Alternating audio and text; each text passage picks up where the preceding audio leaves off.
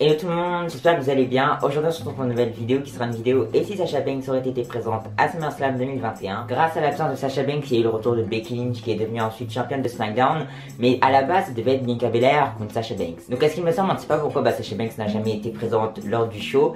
Et du coup j'ai fait un petit scénario pour voir si Sasha Banks aurait été présente lors de SummerSlam 2021, qu'est-ce qui se serait passé. Avant que les deux commencent, n'hésitez pas sur mon Instagram et mon Twitter à s'afficher à l'écran et je sais que la suite de la vidéo.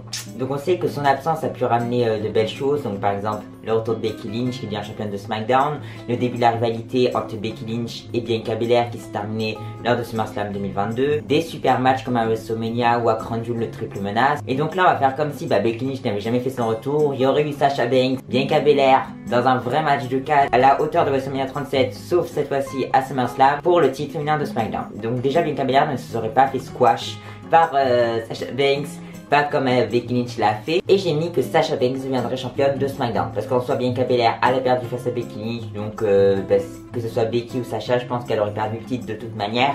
Donc peut-être qu'elle aurait perdu le titre à Extreme Rules ou à un autre show, Bianca.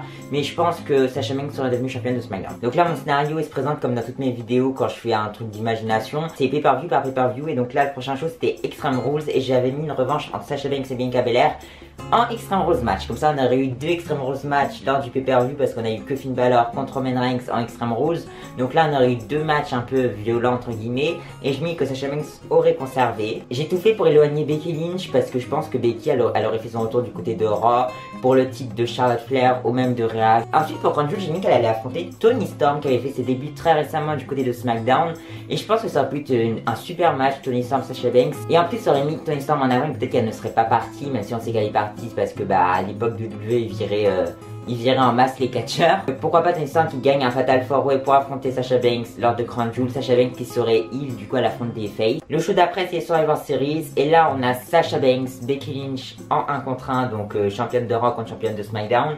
Et alors là j'ai un peu hésité pour la victoire. Donc je me dis pourquoi pas donner la victoire à Becky Lynch parce qu'en soi Becky elle avait fait son retour il y a pas longtemps. Sasha Banks si elle perd, bon ça me dérange un peu mais bon c'est pas si grave que ça. Elle peut gagner par elle peut gagner Sasha Becky Lynch comme elle l'a fait face à Charlotte Flair lors des Survivor Series de l'année dernière. Je ne sais plus comment elle l'a fait mais Becky Lynch avait gagné Charlotte Flair. Ensuite lors du show Day One j'ai mis qu'elle défendrait son titre dans un Fatal 4-Way. Donc j'ai mis dans le Fatal 4-Way qu'il y aurait Shotzi, Naomi et Charlotte Flair. Dans la réalité, pendant cette période, c'était Charlotte Flair qui était championne. Elle n'avait même pas défendu son titre à Day One. Elle l'avait défendu dans un épisode de SmackDown, le spécial Noël. Elle l'avait pas défendu au Rumble, elle l'a pas défendu au Chamber. Enfin, je trouve que le règne de Charlotte, il aurait pu être beaucoup mieux en tant que championne de SmackDown. Parce que déjà, elle a affronté Naomi à SmackDown. Ça aurait pu être un match de pay-per-view parce qu'il était super bien ce match. Ensuite, j'ai mis lors du Royal Rumble 2023. Elle continue sa rivalité avec Charlotte Flair qui a commencé vers Day One dans le Fatal 4-Way et elle affronte Charlotte Flair. Et elle conserve le titre. Ensuite j'ai pas changé le plan du Royal Rumble féminin. Ronda Rousey a gagné le Royal Rumble féminin et a choisi Sasha Banks pour WrestleMania.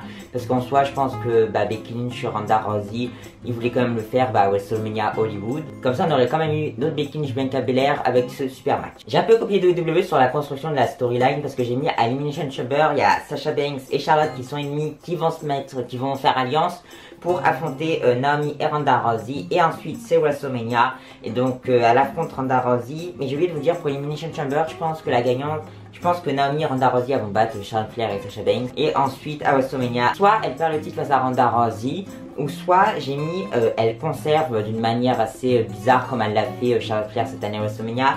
Et à Backlash, elle perd le titre dans le I Quit match. En fait, il copie un peu la rivalité Sasha Banks, Ronda, en mieux si possible. Et Ronda devient championne à Backlash. Du coup voilà, c'est la fin de cette vidéo, j'espère que vous aura plu. N'hésitez pas à liker, à commenter, partager, abonnez-vous. Et donc moi je vous dis bye à une prochaine vidéo, bye.